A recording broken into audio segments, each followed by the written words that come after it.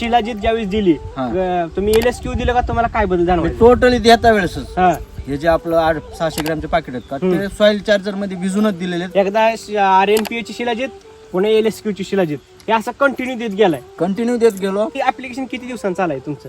4-5 दिवसांनी दिलं सुरुवातीला. मग मला सांगा बंद करून आज किती दिवस झाले? कम्प्लीट 45 दिवस झाले. 45 दिवसात काहीच दिलं नाही. काहीच नुसतं मालच काढत राहिलो मी. 45 किती दिवस किती माल निघाला आतापर्यंत? साधारण माझ्या हिशोबाने निघला असेल ना बघा 20 गुंठ्यात 22-23 टन 22-23 टन निघला काकडी. काकडी. रासायनिक मध्ये असं शक्य आहे का? आतापर्यंत उपटून फेकून द्यावं लागलं असतं मला. आज ही जर बघितली परिस्थिती अजून किती दिवस प्लॉट चालला असं वाटतंय?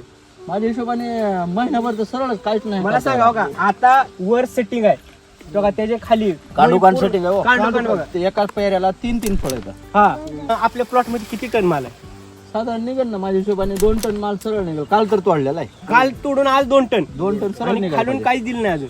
45 दिवस त्याला काहीच नाही मी. हा 45 फक्त पाणी सोडतोय. राम सर सांगतात की माती श्रीमंत करा पीक तुम्हाला ऑटोमॅटिक श्रीमंत करते. 100% ते काळ्या दगडावरची पांढरी रेष आहे फक्त लोकांना दिसत नाही ती रेष. राम सरांच्या माध्यमातून चाललेलं आहे ते काम. हा हा हा